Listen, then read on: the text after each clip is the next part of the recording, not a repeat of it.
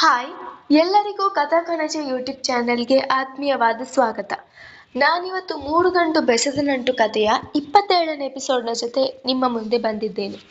ಈ ಕಥೆ ನಿಮಗೆ ಇಷ್ಟವಾಗಿದ್ದಲ್ಲಿ ಅಥವಾ ನೀವಿನ್ನು ಹೊಸದಾಗಿ ನಮ್ಮ ಚಾನಲನ್ನು ನೋಡ್ತಾ ಇದ್ದಲ್ಲಿ ತಪ್ಪದೆ ನಮ್ಮ ಚಾನಲನ್ನು ಸಬ್ಸ್ಕ್ರೈಬ್ ಮಾಡಿ. ಹಾಗೆ ಕಥೆಯ ಬಗ್ಗೆ ನಿಮ್ಮ ಅನಿಸಿಕೆಗಳನ್ನು ಕಮೆಂಟ್ ಸೆಕ್ಷನ್ನಲ್ಲಿ ತಿಳಿಸಿ. ಅಷ್ಟರಲ್ಲಿ ಅವಳ ಮುಂದೆ ಲೆಮನ್ ಟೀ ಬಂದು ಕೂತಿತ್ತು. ಮೊದಲು ಟೀ ಕುಡಿರಿ, ಸ್ವಲ್ಪ ರಿಲ್ಯಾಕ್ಸ್ ಆಗುತ್ತೆ. ಟೀ ಕುಡಿತು ಏನಾದರೂ ಐಡಿಯಾ ಹೊಳಿಬಹುದು ಎಂದವಳು ಕೈಯಲ್ಲಿ ಟೀ ಕಪ್ ಹಿಡಿದಳೆ. ಉಳಿದಿಬ್ಬರು ಕೂಡ ಅವಳನ್ನೇ ಅನುಸರಿಸಿದ್ದರು. ನನಗೆ ನಿಮ್ಮಿಬ್ಬರಿಂದ ಒಂದು ಹೆಲ್ಪ್ ಆಗಬೇಕಿತ್ತು, ಅದರಲ್ಲೂ ಆರಾಧ್ಯ.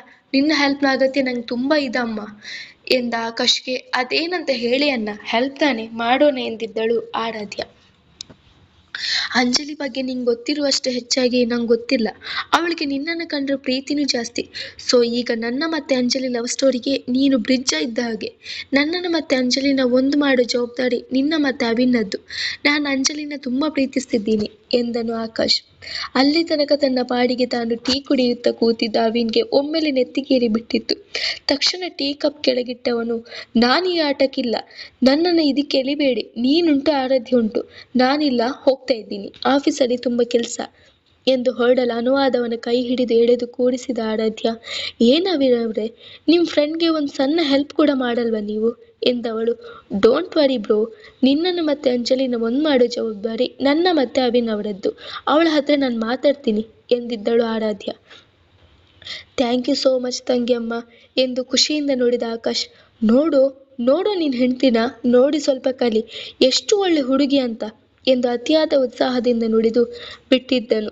ಆ ಕ್ಷಣಕ್ಕೆ ತಾನು ಹೇಳಿದ ಮಾತನ್ನು ಪುನರಾವರ್ತನೆ ಮಾಡಿಕೊಂಡವನು ನಾಲಿಗೆ ಕಚ್ಚಿಕೊಂಡು, ಸಾರಿ, ಅದು ಫ್ಲೋನಲ್ಲಿ ಹಾಗೆ ಬಂದ್ಬಿಡ್ತು. ಓಕೆ, ಈಗ ನೆಕ್ಸ್ಟ್ ಪ್ಲ್ಯಾನ್ ಏನು? ಮಾತು ಬದಲಿಸುವ ಸಲುವಾಗಿ ಕೇಳಿದ್ದನು. ನೆಕ್ಸ್ಟ್ ಪ್ಲ್ಯಾನ್ ಏನು ಅಂತ ಹೇಳ್ತೀನಿ, ಈಗ ಇಬ್ಬರು ನನ್ನ ಜೊತೆ ಬನ್ನಿ ಎಂದು ಹೇಳಿ ಅವಳು ಎದ್ದು ನಿಂತರೆ. ಎಲ್ಲಿಗೆ ಎಂದು ಇಬ್ಬರು ಎದ್ದು ನಿಂತು ಆಶ್ಚರ್ಯದಿಂದ ಕೇಳಿದ್ದರು. ಇನ್ನೆಲ್ಲಿಗೆ? ನಮ್ಮನೆಗೆ, ಅಂದರೆ ನಮ್ಮ ಬಾವಿ ಅತ್ತಿಗೆ ಅಂಜಲಿ ಮನೆಗೆ ಎಂದು ನಕ್ಕು ನುಡಿದು ಆರಾಧ್ಯ ಮುಂದೆ ಹೋದರೆ ಉತ್ಸಾಹದಿಂದ ಅವಳ ಹಿಂದೆ ಹೋಗಿದ್ದನು ಆಕಾಶ್. ಆದರೆ ಅಲ್ಲೇ ನಿಂತಿದ್ದ ಅವಿನ್, ಈ ಕಾಂಟ್ರಾಕ್ಟ್ ಮ್ಯಾರೇಜ್ ಆದಮೇಲೆ ಬರೀ ಅಲೆದಾಡೋದೇ ಆಗೋಯ್ತು ಇವರಿಬ್ಬರ ಹಿಂದೆ. ಹೀಗೆ ಆದರೆ ನನ್ನ ಕಂಪನಿನ ಮುಚ್ಚಿ ಬ್ರೋಕರ್ ಕೆಲಸ ಮಾಡಬೇಕಾಗುತ್ತೆ, ಎಲ್ಲ ನನ್ನ ಕರ್ಮ ಎಂದು ಹಣೆ ಚಚ್ಚಿಕೊಳ್ಳುತ್ತಲೇ ಅವಳ ಹಿಂದೆ ಹೋಗಿದ್ದನು. ಬಾಗಿಲು ತೆಗೆದ ಅಂಜಲಿ ತನ್ನ ಗೆಳತಿ ಆರಾಧ್ಯಳನ್ನು ಕಂಡು ಖುಷಿಯಾಗಿತ್ತು. ಆದರೆ ಆರಾಧ್ಯಳ ಹಿಂದೆ ಅವಿನ್ನ ಜೊತೆ ನಿಂತಿದ್ದ ಆಕಾಶ್ನನ್ನು ನೋಡಿ ಕ್ಷಣ ಮಾತ್ರದಲ್ಲಿ ಅವಳ ಮುಖ ಬಿಳಿಚಿಕೊಂಡಿತ್ತು. ಗೆಳತಿಯ ಸಪ್ಪಗಾದ ಮುಖ ಕಂಡವಳು, ಹೇ ಅಂಜು, ಯಾಕೇನಾಯಿತು? ಇದ್ದಕ್ಕಿದ್ದ ಹಾಗೆ ಮುಖ ಯಾಕೆ ಡಲ್ ಆಯಿತು? ನಾನು ಬಂದಿದ್ದು ನಿಂಗೆ ಇಷ್ಟ ಆಗಲಿಲ್ವಾ? ಸರಿ ಬಿಡು, ಹೋಗ್ತೀನಿ ಎಂದು ನಾಟಕೀಯವಾಗಿ ನುಡಿದ ಆರಾಧ್ಯ ನಗುವನ್ನು ಬಂಧಿಸುತ್ತಲೇ ಹಿಂದೆ ತಿರುಗಿ, ಅವಿನವ್ರೆ ಹೊರಡೋಣ, ಅವಳಿಗೆ ಯಾಕೋ ಮೂಡ್ ಸರಿ ಇಲ್ಲ, ಅಣ್ಣ ಬನ್ನಿ ಎಂದು ನುಡಿದಿದ್ದಳು. ಅವಳ ಈ ನಡೆಗೆ ಪೆಚ್ಚಾದ ಅಂಜಲಿ ಹೊರಡಲು ತಯಾರಾದ ಅವಳ ತೋಳನ್ನು ಹಿಡಿದು ತನ್ನತ್ತ ತಿರುಗಿಸಿಕೊಂಡವಳು, ನಾನು ಯಾವಾಗಲೇ ಹೇಳ್ದೆ ನೀನು ಇಲ್ಲಿಗೆ ಬಂದದ್ದು ಇಷ್ಟ ಆಗಲಿಲ್ಲಂತ ಎಂದು ಕೇಳಿದವಳ ಧ್ವನಿಯಲ್ಲಿ ಹುಸಿ ಮುನಿಸು ಕೂಡ ಮನೆ ಮಾಡಿತು. ಮತ್ತೇನು ಮಾತಾಡ್ತಾನೆ ಇಲ್ಲ ನೀನು? ನಮ್ಮನ್ನು ನೋಡ್ತಿದ್ದ ಹಾಗೆ ಮೂಡ್ ಅಪ್ಸೆಟ್ ಆದವಳ ಥರ ಮುಖ ಮಾಡಿಕೊಂಡ್ರೆ ಇನ್ನೇನಂತ ಅಂದ್ಕೋಬೇಕು ಎಂದು ಕೇಳಿದಳು ಆರಾಧ್ಯ. ಹೇ, ಅದು ಹಾಗಲ್ಲ ಕಣೆ, ನೀನು ಅವಿನವರು ಬಂದಿದ್ದೇನೋ ಖುಷಿನೇ, ಆದರೆ ಮೆಂಟಲ್ ಗಿರಾಕಿನ ಯಾಕೆ ನಿಮ್ಮ ಜೊತೆ, ಅದು ಇಲ್ಲಿ ಕರ್ಕೊಂಡು ಬಂದ್ರಿ? ಹೆಂಗೋ ಆಡುತ್ತೆ ಆ ಕಪಿ, ಒಳ್ಳೆ ಮೆಂಟಲ್ ಸಹವಾಸ ಎಂದು ನುಡಿದವಳ ಮಾತು ಕೇಳಿ ಆರಾಧ್ಯಳಿಗೂ ನಗು ಬಂದಿತ್ತು. ನಗುವನ್ನು ತುಟಿಯಡಿಯಲ್ಲಿ ಬಂಧಿಸಿದವಳು, ನೀನು ಯಾರಿಗೆ ಹೇಳ್ತಾ ಇದ್ದೀಯ ಕಪಿ ಅಂತ? ನಂಗೆ ಗೊತ್ತಾಗ್ಲಿಲ್ಲ ಯಾರ ಬಗ್ಗೆ ಹೇಳಿದೆ ಅಂತ ಎಂದು ಬೇಕೆಂದೇ ಕೇಳಿದ್ದಳು. ಹಣೆ ಚಚ್ಚಿಕೊಂಡ ಅಂಜಲಿ, ಇನ್ಯಾರ ಬಗ್ಗೆ? ನಿನ್ನ ಹಿಂದೆ ನಿಂತಿದ್ದಾರಲ್ಲ ಆಕಾಶ್, ಅವ್ರ ಬಗ್ಗೆನೇ ಎಂದು ಹೇಳಿದ್ದಳು. ಅವಳ ಮಾತು ಆಕಾಶ್ಗೂ ಕೇಳುತ್ತಲೇ ಇತ್ತು. ತನ್ನನ್ನು ಅವಳು ಕಪಿ ಎಂದಿದ್ದು ಕೇಳಿ ಕೋಪ ಬಂದರೂ ಅವಳ ಮಾತು ಅವನ ಮನಸ್ಸನ್ನು ನವಿರಾಗಿಸಿತ್ತು. ಆದರೆ ಅವಿನ್ ಮಾತ್ರ ತನಗೂ ಅದಕ್ಕೂ ಯಾವುದೇ ಸಂಬಂಧ ಇಲ್ಲವೆನ್ನುವ ಹಾಗೆ ಕೈ ಕಟ್ಟಿಕೊಂಡು ನಿಂತು ಬಿಟ್ಟಿದ್ದನು.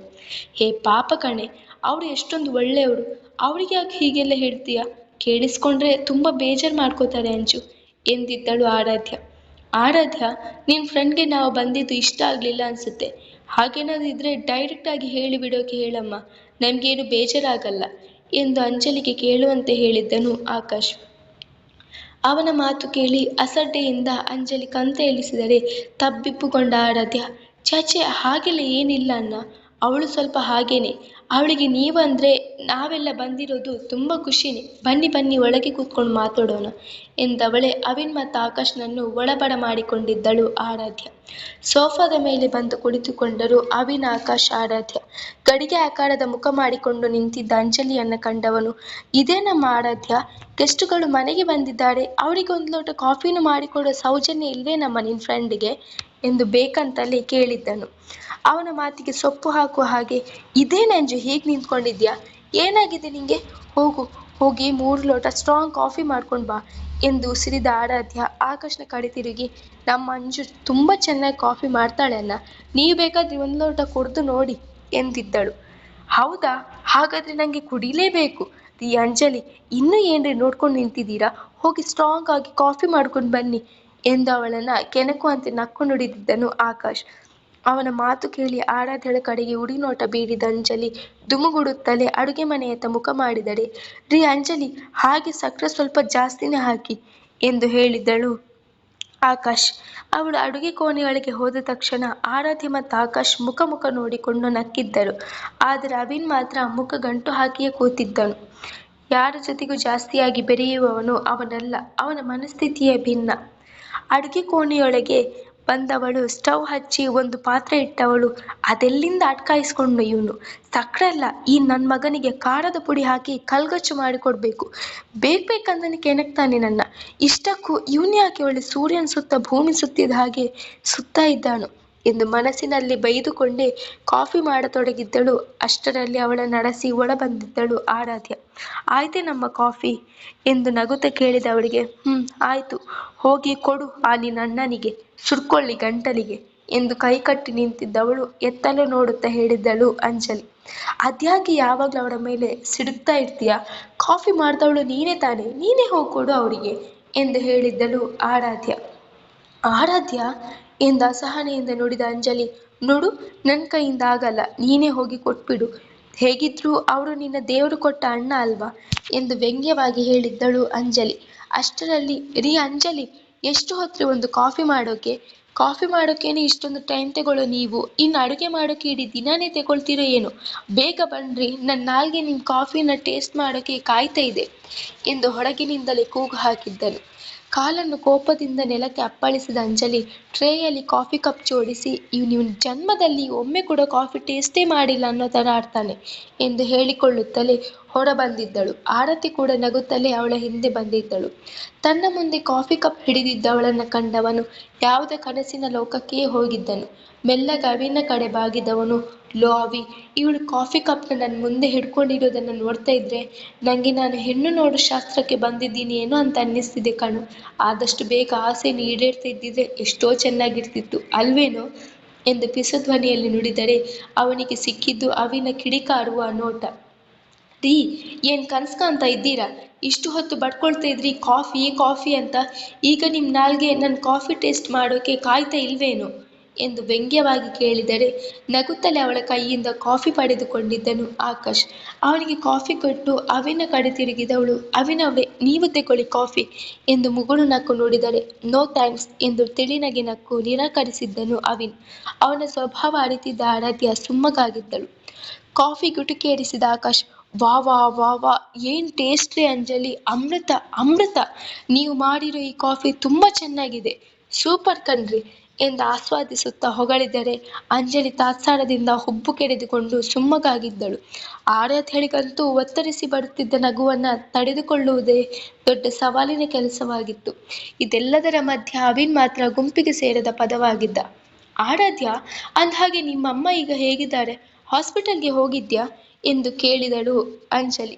ತಾಯಿಯ ವಿಷಯ ಬಂದ ತಕ್ಷಣ ಆರಾಧ್ಯಳ ಕಣ್ಣುಗಳು ತುಂಬಿಕೊಂಡು ಬಿಟ್ಟಿದ್ದವು. ಅಂಜು, ಮೊನ್ನೆ ಹೋಗಿ ಅಮ್ಮನ ಹತ್ರ ಮಾತಾಡಿಸ್ಕೊಂಡು ಬಂದೆ, ಪರವಾಗಿಲ್ಲ, ಈಗ ಸ್ವಲ್ಪ ಚೇತರಿಸಿಕೊಂಡಿದ್ದಾರೆ, ಡಾಕ್ಟರ್ ಟ್ರೀಟ್ಮೆಂಟ್ ಕೊಡ್ತಾ ಇದ್ದಾರೆ ಎಂದು ನೋವು ತುಂಬಿದ ಧ್ವನಿಯಲ್ಲಿ ಉತ್ತರಿಸಿದ್ದಳು ಆರಾಧ್ಯ. ಗೆಳತಿಯ ಮನದ ತುಮುಲ ಅರ್ಥ ಮಾಡಿಕೊಂಡ ಅಂಜಲಿ, ಬೇಜಾರು ಮಾಡ್ಕೋಬೇಡ ಆರಾಧ್ಯ, ಎಲ್ಲ ಸರಿ ಹೋಗುತ್ತೆ, ನೀನು ಇಷ್ಟೊಂದು ಎಮೋಷ್ನಲ್ ಆಗಬೇಡ ಎಂದವಳ ಭುಜವನ್ನ ಒತ್ತಿ ಸಮಾಧಾನಿಸಿದ್ದಳು. ಅವಳ ಮಾತಿನಿಂದ ತುಸು ಸಮಾಧಾನ ಆಗಿತ್ತು ಆರಾಧ್ಯಳಿಗೆ. ಆರಾಧ್ಯ, ಇನ್ನು ಹೊರಡೋಣ್ವಾ? ಮನೆಯಿಂದ ಡ್ಯಾಡ್ ಕಾಲ್ ಮಾಡಿದ್ರು, ಲೇಟ್ ಆಯ್ತು ಎಂದು ನುಡಿದ ಅವಿನ್. ಸೋಫಾದ ಮೇಲಿಂದ ಇದ್ದವನು ಅಂಜಲಿ ಅವರೇ ಬರ್ತೀನಿ ಬಾಯ್ ಎಂದು ಹೇಳಿ ಹೊರಬಂದರೆ ಆಕಾಶ್ಗೆ ಗೆಳೆಯನ ಮೇಲೆ ಸಿಟ್ಟು ಬಂದಿತ್ತು. ತನ್ನ ಹುಡುಗಿಯ ಜೊತೆ ಕಳೆಯೋ ಸಮಯವನ್ನು ಕಿತ್ತುಕೊಂಡು ಬಿಟ್ಟನಲ್ಲ ಎಂದು. ಮುಂದುವರಿಯುವುದು.